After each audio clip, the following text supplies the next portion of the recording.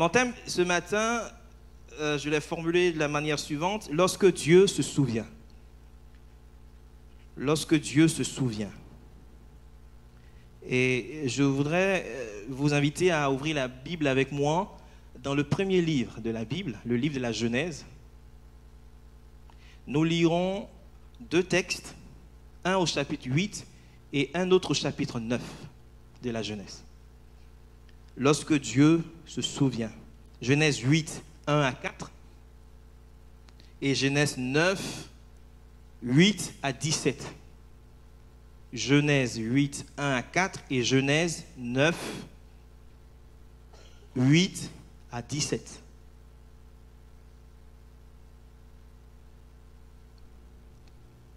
Je vais d'abord lire le texte de Genèse 8, 1 à 4.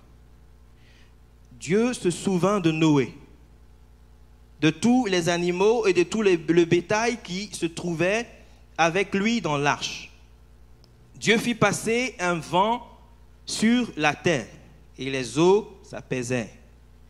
Les sources de l'abîme et les fenêtres du ciel se fermaient, et la pluie fut arrêtée depuis le ciel.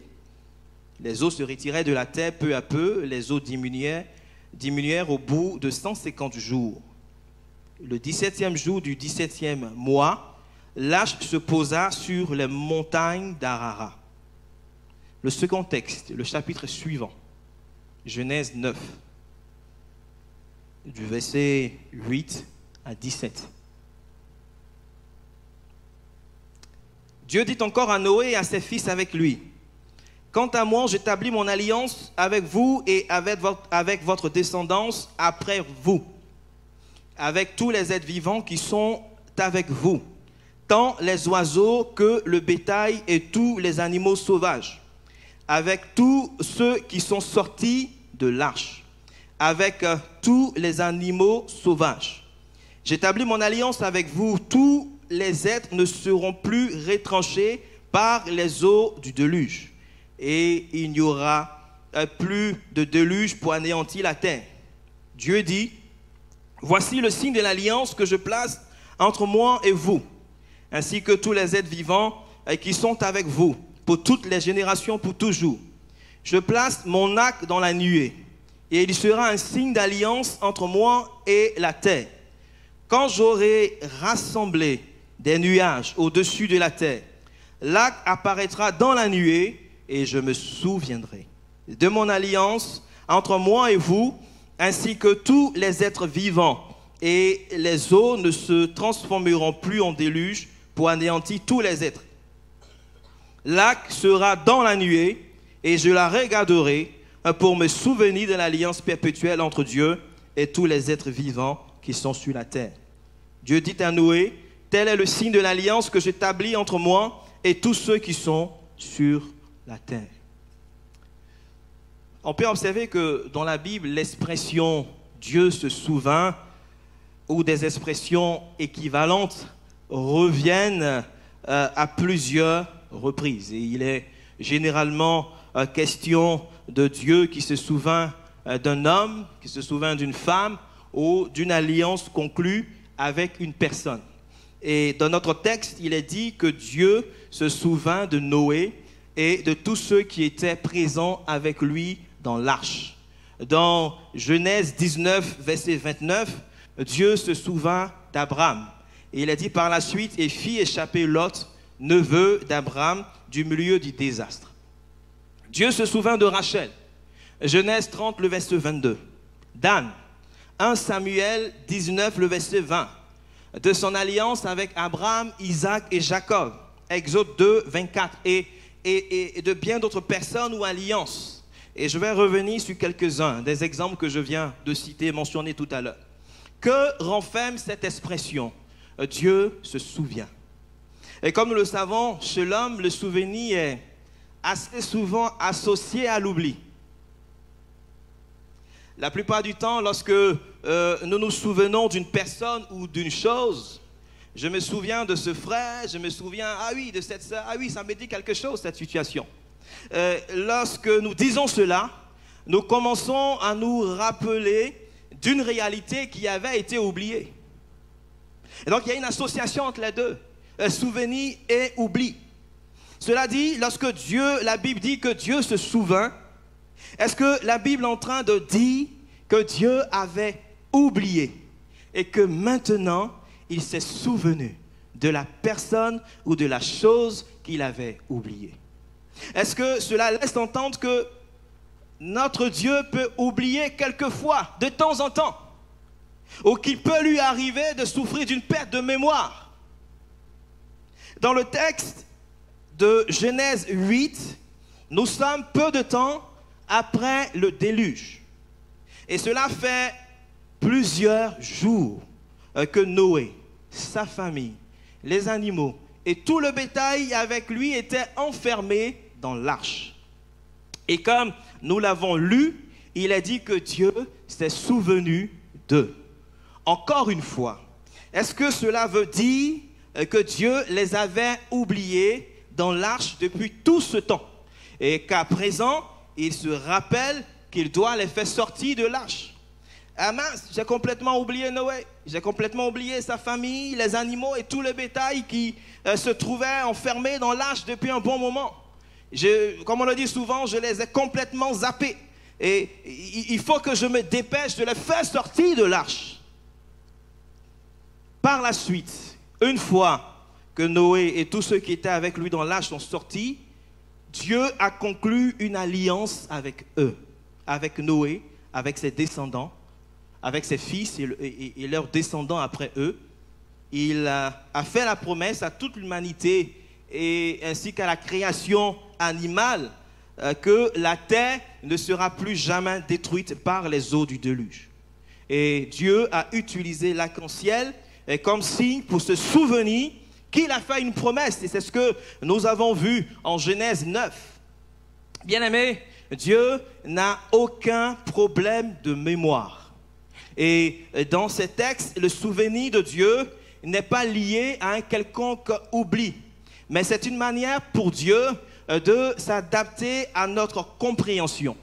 Et comme s'il disait, moi, je n'oublie jamais. Mais supposons que j'oublie. Ce qui est improbable. J'ai prévu ce qu'il faut. L'arc-en-ciel. Je suspends maintenant mon acte d'un jugement par les eaux du déluge. Lorsque j'aurai rassemblé les nuages au-dessus de la terre, je regarderai l'arc-en-ciel et je me souviendrai de mon alliance. Je me souviendrai de ma promesse. Je me souviendrai de mon engagement. Et ici, Dieu cherche tout simplement à rassurer Noé, à rassurer les enfants de Noé, à rassurer leurs descendants et tous ceux qui l'écoutent le plus clairement possible qu'il n'y aura plus jamais de déluge. Bien-aimés, l'expression Dieu se souvint, ou je me souviendrai en parlant toujours de Dieu, est ce que l'on appelle un langage anthropomorphique. Je vais expliquer. C'est quoi l'anthropomorphisme? C'est le fait que Dieu s'exprime en des thèmes que nous pouvons comprendre, que nous pouvons saisir avec notre intelligence humaine. Et c'est une réalité qu'on retrouve souvent dans la Bible. Le temps me manque de pouvoir peut-être donner beaucoup plus d'exemples dans ce sens-là. Mais en tout cas, Dieu s'adapte. Dieu s'accommode à notre compréhension. Et je ne vous apprends rien en disant que le cerveau humain a des limites. N'est-ce pas? Le cerveau humain a des limites. Mais Dieu n'est pas limité. Et Dieu est omniscient. Il sait tout, il connaît tout, et rien dans toute la création n'est caché aux yeux de Dieu. L'homme peut oublier, mais Dieu n'oublie jamais. C'est pourquoi l'expression Dieu se souvint ne doit pas être comprise dans un sens littéral, comme si Dieu pouvait souffrir d'un problème de mémoire, comme si Dieu pouvait avoir la maladie d'Alzheimer. Non. Mais c'est une image, c'est un langage que Dieu emploie et qui est accessible à la compréhension humaine. Cela nous permet de comprendre l'action de Dieu dans une perspective humaine. Quand on a dit tout ça, d'une manière concrète, qu'est-ce que ça veut dire? Dieu se souvint de Noé, se souvint d'Abraham. De manière concrète, le souvenir de Dieu traduit un tournant décisif dans la vie d'une personne, dans la vie d'un homme, dans la vie d'une femme, dans la vie d'un peuple, dans la vie d'une nation. Il s'agit d'un moment précis, il s'agit d'un moment opportun, il s'agit d'un point charnière à partir duquel tout change. Bien-aimés, lorsque la Bible dit que Dieu se souvient d'une personne ou de son alliance, cela signifie que Dieu a décidé, Dieu a résolu de se mettre en mouvement vers l'accomplissement d'une promesse. Dieu n'oublie jamais, mais à un moment donné, tout se passe comme si Dieu tournait de nouveau son attention active vers nous. Et c'est comme si à un moment donné, je me trouvais sous les projecteurs d'une attention active de Dieu. C'est comme si je devenais l'objet d'une attention toute particulière de sa part. Et même si Dieu ne m'a jamais oublié, mais lorsque, au moment opportun, il tourne de nouveau son attention vers moi, c'est comme s'il se souvenait à nouveau de moi. Bien-aimé, lorsque Dieu se souvient, il ne reste pas inactif. Il ne se souvient pas pour ne plus rien faire ensuite. Bon, je me suis souvenu de Joël, bon, ça va, c'est bon. Non. C'est pas comme ça. Lorsqu'il se souvient, il agit. Le souvenir de Dieu implique une action, une intervention de sa part. C'est comme si Dieu disait, je me souviens de toi. Et maintenant, je prends en main ton besoin. Je me souviens de toi. Et maintenant, je prends en main ton problème. Je prends en main ta situation. Cette situation ne restera plus comme elle est actuellement parce que j'ai pris l'engagement, l'initiative de m'y impliquer personnellement. Bien-aimé, lorsqu'un homme se souvient, cela n'implique pas nécessairement une action de sa part. Mais quand Dieu se souvient, il agit, il intervient pour sauver. Il intervient pour délivrer, il intervient pour guérir, il intervient pour bénir, il intervient pour mettre en œuvre sa promesse. Lorsque Dieu se souvient, il y a toujours un changement qui a lieu. Lorsque Dieu se souvient, ce qui était impossible jusqu'à maintenant devient possible. Lorsque Dieu se souvient, les situations qui étaient bloquées jusqu'à maintenant se débloquent parce que Dieu s'est souvenu. Lorsque Dieu se souvient, les portes qui étaient jusqu'à présent fermées s'ouvrent. Lorsque Dieu se souvient, le mal est changé en bien. La malédiction est changée en bénédiction. La tristesse est changée en joie. La défaite est changée en victoire, en cri de triomphe. La maladie en guérison.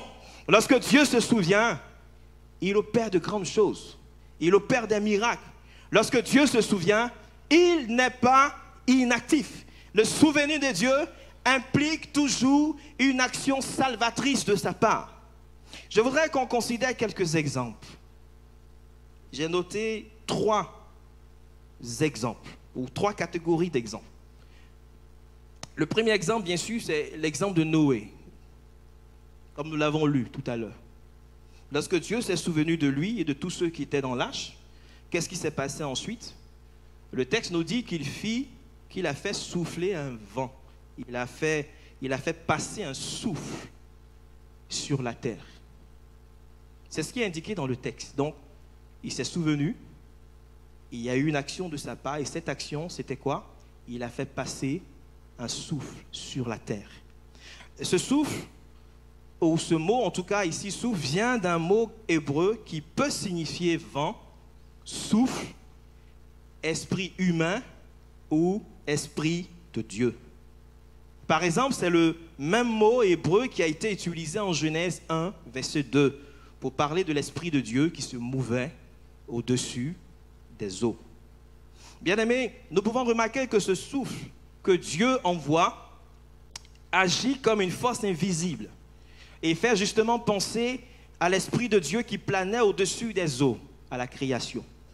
En d'autres termes, de même qu'à la création, l'Esprit de Dieu a exercé une puissance créatrice pour séparer les eaux de la terre, Genèse 1, verset 9. De même ici, ce souffle que Dieu a envoyé lorsqu'il s'est souvenu de Noé est un souffle qui a fait reculer les eaux du déluge. C'est un souffle qui a aussi séparé d'une certaine manière les eaux de la terre. Et comme à la création, souvenons-nous que lorsqu'il y a eu le déluge, les eaux recouvraient toute la terre.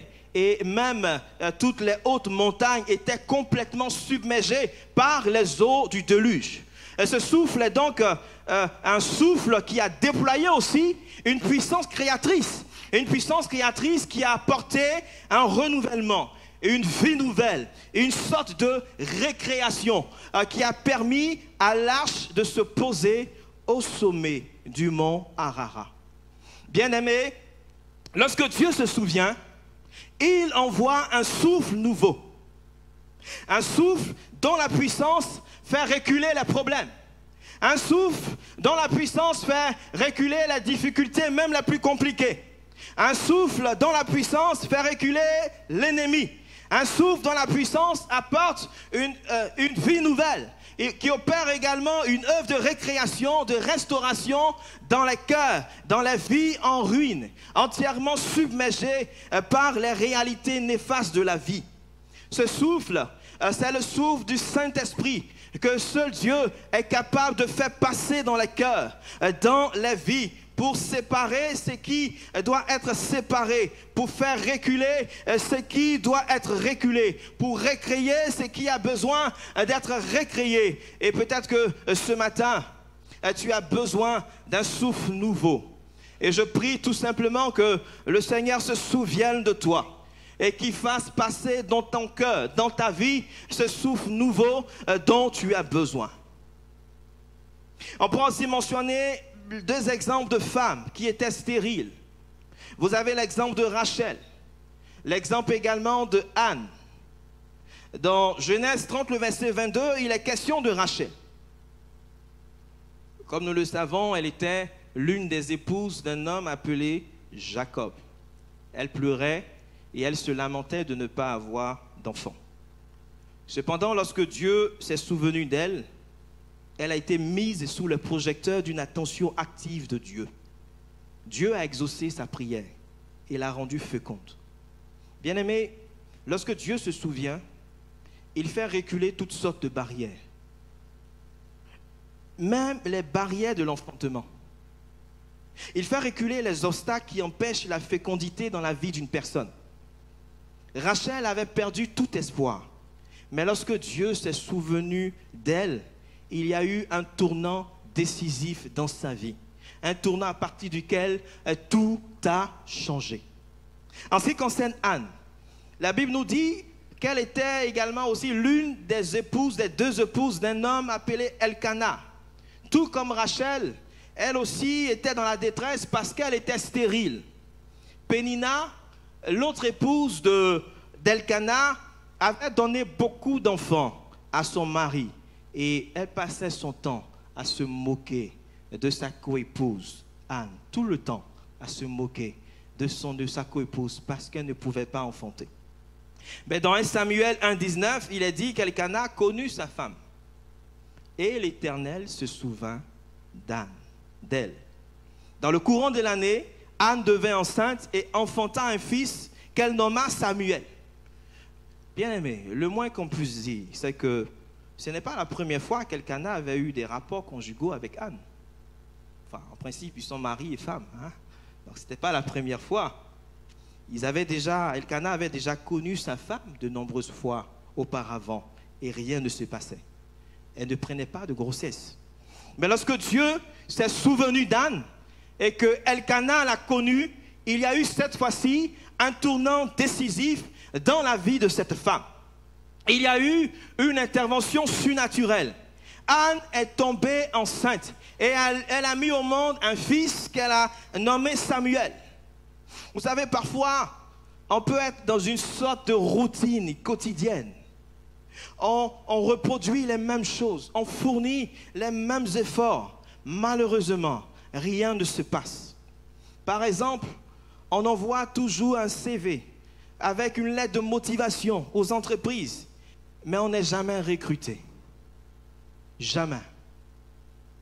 Messieurs, en dépit de vos nombreuses qualités, nous sommes au regret de vous annoncer que nous ne pouvons pas donner une suite favorable à votre candidature.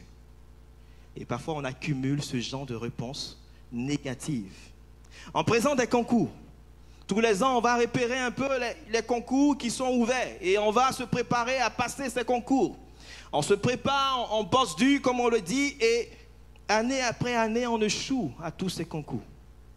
On est dans cette routine-là. On adresse tout le temps peut-être des demandes à l'administration ou à d'autres structures. Et tous les ans ou à une certaine période, il faut renouveler encore ces demandes-là. Et on est dans cette routine. Et ces demandes-là sont toujours classées sans suite. On frappe à des portes et elles ne s'ouvrent jamais. Mais lorsque Dieu se souvient de toi, c'est le même CV que tu envoyais et on ne te recrutait pas. Lorsque tu l'envoies cette fois-ci parce qu'il s'est souvenu de toi, on t'appelle et on te recrute. C'est la même demande que tu formulais et qui n'était jamais acceptée. Mais lorsque Dieu se souvient de toi et que tu renouvelles ta demande, elle est acceptée. Les concours que tu présentais et auxquels tu échouais tout le temps, année après année, lorsque Dieu se souvient de toi, tu passes ce concours et tu es admis. Parce que Dieu s'est souvenu de toi. Je me souviens une fois, on faisait la formation, la préparation au baptême, et il y a une sœur parmi nous qui me parlait de sa sœur aînée, que je ne connaissais pas, donc qui était membre de l'Assemblée, et qui m'a demandé de la rencontrer. Et nous sommes rencontrés, on a discuté, elle m'a expliqué un peu son parcours académique. Elle a fait la fac de droit de Bordeaux, master en droit. Elle a intégré l'école d'avocat, elle est sortie diplômée. Et ça faisait 3 ans qu'elle cherchait du travail qu'elle ne trouvait pas. Elle se disait peut-être qu'il y a quelque chose qui manque sur son CV. Donc, elle a décidé de partir suivre une formation en Angleterre pour perfectionner un peu son anglais, etc. pendant 1 an. Elle est revenue, malgré ça, ça n'a rien changé en fait, pendant 3 ans. Et elle arrivait à un point où, franchement, moralement, c'était compliqué pour elle. C'était difficile pour elle. Et on a eu une première rencontre, on a discuté, et puis bon, on a prié ensemble, mais il n'y a rien eu, rien ne s'est passé. Et une fois, sa mère m'appelle, et elle me dit qu'elle a fait un songe dans lequel Dieu lui demande, ou elle entend une voix qui lui dit d'aller appeler le pasteur Aka pour qu'il prie pour sa fille. Bon, honnêtement, c'est la première fois que j'ai eu à entendre ça. Et j'ai dit, bon, dans tous les cas, même s'il n'y avait pas eu ça, je serais quand même venu. Mais je vais arriver et on va prendre le temps de prier ensemble. Et quand je suis parti et que nous avons discuté, échangé, nous avons pris le temps de prier ensemble. Et je lui ai dit de recommencer à envoyer son CV à des cabinets, à des structures, de recommencer à candidater, à postuler. Et dans les semaines qui ont suivi, elle a été contactée. Elle a eu un entretien. Et elle est passée d'entretien en entretien. Je passe les étapes. Et elle a été contactée par un autre cabinet qui est plus grand. Et à ce cabinet, elle avait envoyé, je ne sais pas combien de fois sa candidature, mais rien. Mais cette fois-ci, ce cabinet l'a contactée. Elle m'a dit, mais pasteur, qu'est-ce que je fais? Il y a une candidature qui est en cours ici. Et puis il y a ce cabinet-là qui m'appelle encore pour un entretien. Comment je fais? Bon, je lui ai dit, ne t'interdis absolument rien. Va faire l'entretien. Dans tous les cas, moi, ce que je fais, c'est ce que je lui avais expliqué. Je n'aime pas quand Dieu, enfin, pas que je n'aime pas, mais quand il y a beaucoup de portes comme ça qui s'ouvrent, après, il faut prier, Seigneur, je passe par laquelle des portes, etc. Bon, ça devient un peu compliqué. Mais en général, Seigneur, les portes que tu ne veux pas ouvrir, ferme-les. Et puis, ouvre la porte que tu veux ouvrir. Et comme ça, je sais que c'est celle-là que je dois prendre. Et donc, elle a pris son billet, elle devait partir à Paris pour l'entretien. Et alors qu'elle attendait le train sur le quai, le cabinet de Bordeaux l'appelait pour lui dire que c'est bon. Elle a le poste. Après 3 ans. Après 3 ans. Et quand on a prié ensemble pour la 2e fois, c'est allé tellement vite, en moins d'1 mois, elle a été recrutée. Pourtant, depuis 3 ans, elle envoyait son CV. Rien. Mais là, en moins d'1 mois, elle a été recrutée. Bien-aimé, lorsque Dieu se souvient de toi, tout change. Tout change. Ce qui était impossible devient possible. Et ma prière, c'est que Dieu se souvienne de toi. Qu'il se souvienne de toi. Lorsque Dieu se souvient de toi, alors que tu te trouves dans le désespoir comme Anne, il y a quelque chose de surnaturel qui s'immisce, même dans ta routine quotidienne, qui s'intègre dans ce que tu as l'habitude de faire et qui apporte le changement, qui apporte le salut, et qui apporte la délivrance, le renouvellement, lorsque Dieu se souvient de toi. Tous ceux qui se moquaient de toi cesseront de se moquer de toi, parce qu'ils seront témoins de l'action de Dieu dans ta vie. On pourrait parler également du souvenir de Dieu en lien avec le peuple d'Israël. Dans Exode 2, le verset 24, il est dit ceci: Dieu entendit leurs gémissements et se souvint de son alliance avec Abraham, Isaac et Jacob. Dans le chapitre suivant, on peut remarquer que lorsque Dieu s'est souvenu de son alliance, il s'est mis en mouvement vers l'accomplissement de sa promesse faite aux patriarches Abraham, Isaac et Jacob. Nous lisons ceci dans Exode 3, versets 7 à 8. L'Éternel dit: j'ai vu la souffrance de mon peuple qui est en Égypte, et j'ai entendu les cris que lui font pousser ses oppresseurs, car je connais ses douleurs. Je suis descendu pour le délivrer de la main des Égyptiens, pour le faire monter dans ce pays, dans un bon et vaste pays, dans un pays où coule le lait et le miel, dans les lieux qu'habitent les Cananéens, les Hétiens, les Amoréens, les Phérésiens, les Héviens et les Jébusiens.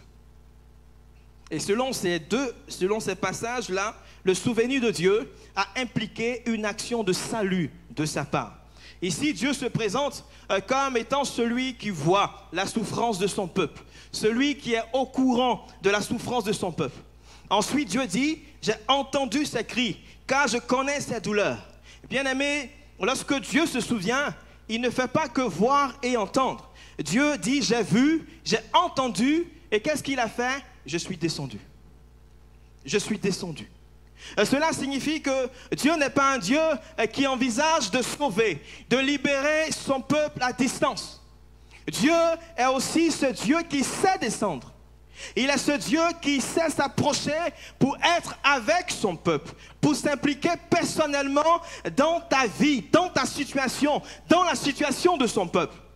Je suis descendu parce que j'ai vu tes souffrances. Je suis descendu parce que j'ai entendu tes cris, j'ai vu tes pleurs, j'ai vu tes larmes, j'ai vu tes difficultés. Je suis descendu pour te délivrer, pour te faire monter dans ce pays, dans un bon et vaste pays où coule le lait et le miel. À partir de cela, Dieu annonce à Moïse comment est-ce qu'il va effectuer cette libération quand on lit la suite du texte. Il annonce à Moïse qu'il va délivrer son peuple avec des signes, avec des miracles, qui ne devraient laisser aucun doute en ce qui concerne sa toute-puissance.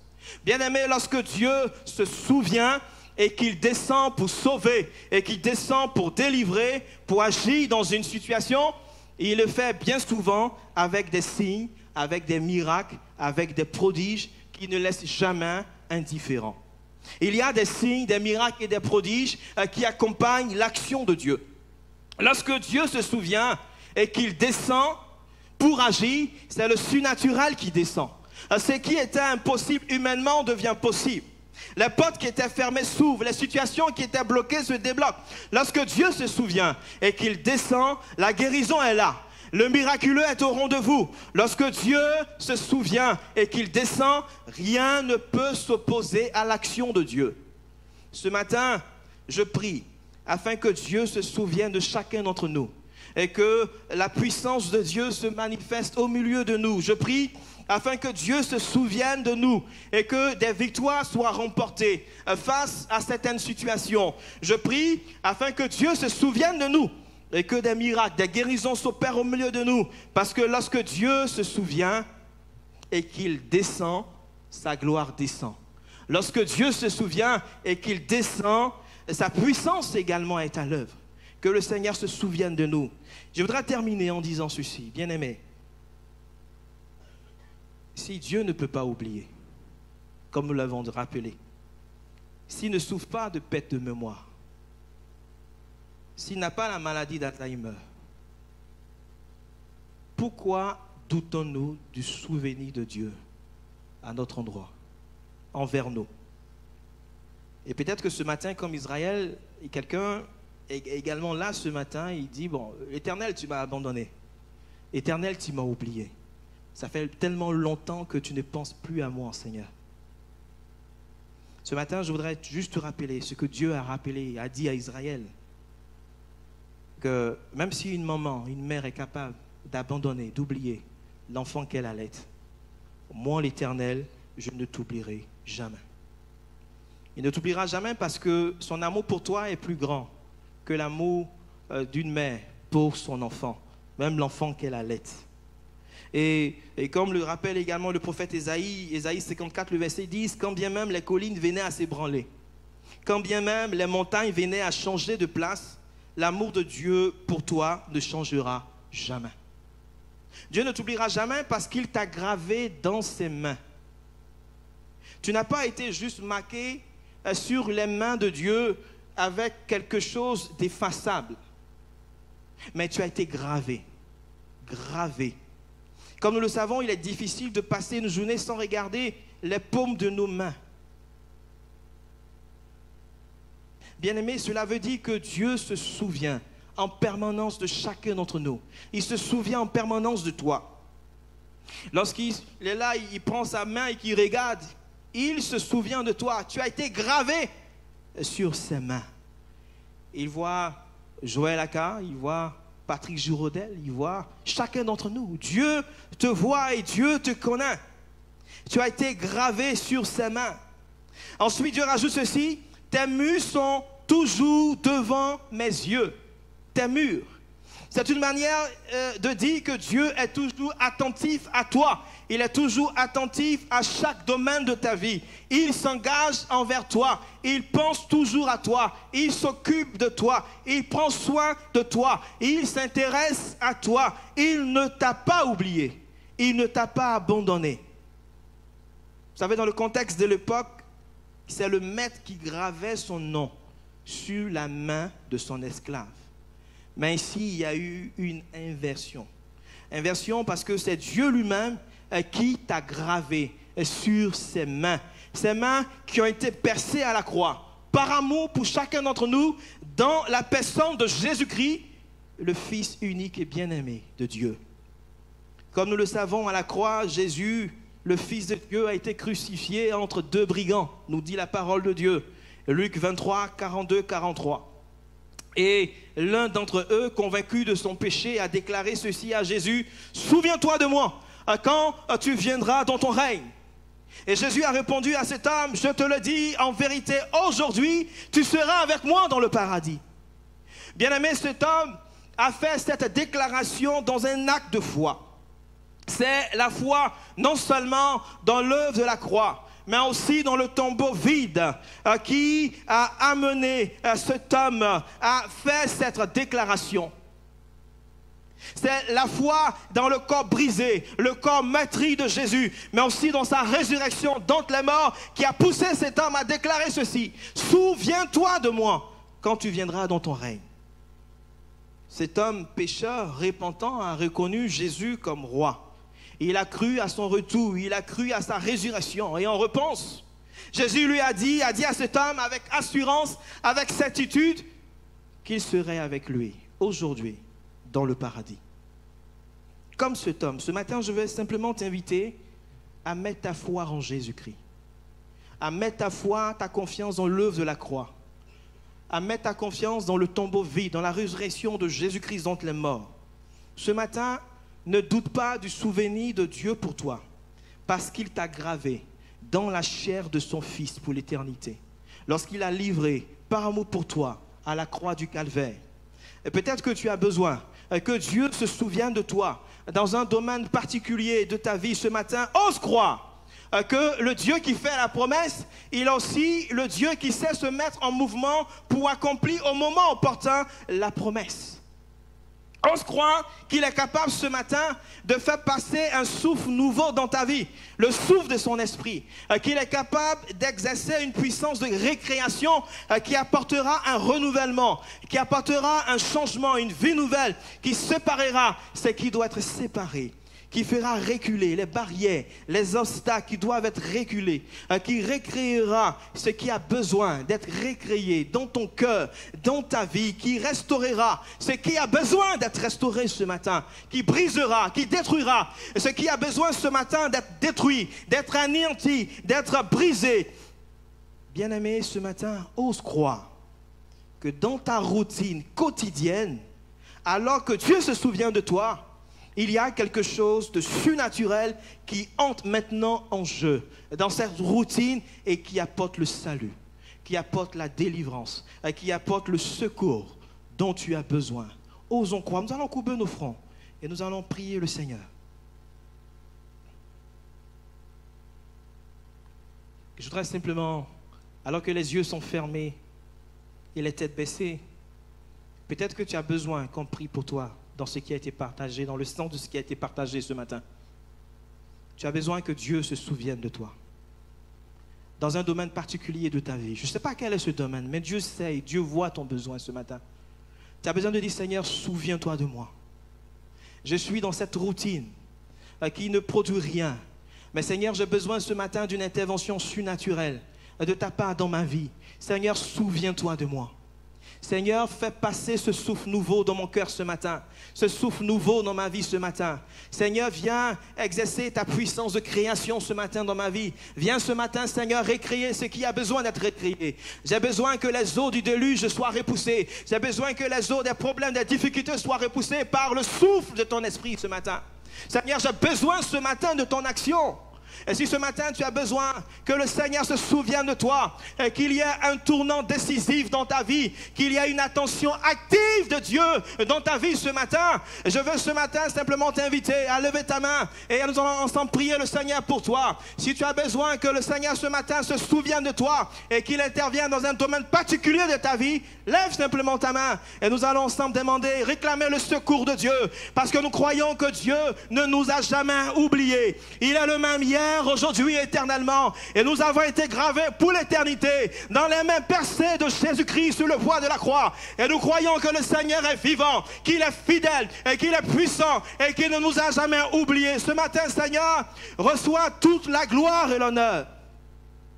Nous bénissons ton merveilleux nom, parce que nous savons que tu es le Dieu vivant et vrai. Nous les hommes, nous sommes limités, Seigneur. Nous pouvons oublier, mais nous savons que toi, Seigneur, tu ne peux jamais oublier. Tu es le Dieu omniscient, le Dieu qui sait toutes choses. Et rien ne peut être caché à tes yeux, Seigneur. Ce matin, je veux prier pour mon frère. Je veux prier pour ma soeur, afin que Jésus, tu te souviennes de lui. Seigneur, notre Dieu, tu vois, notre Dieu, notre Père, le domaine de sa vie, dans lequel, notre Dieu, pour lequel il s'attend à toi ce matin. Je te prie, mon Dieu, d'étendre ta main et d'agir dans le nom de Jésus.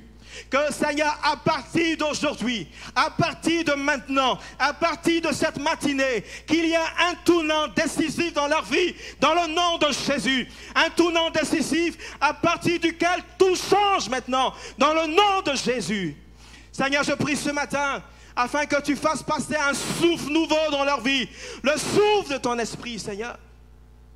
Et que, Seigneur notre Dieu, ce qui a besoin d'être récréé soit récréé ce matin dans le nom de Jésus-Christ. Seigneur, ce matin, nous nous attendons à toi, notre Dieu, parce que nous croyons que notre Dieu est vivant, il est tout puissant et il demeure le même. À lui soit toute la gloire et l'honneur dans le nom de Jésus-Christ. Amen. Que le nom du Seigneur soit béni et que Dieu vous bénisse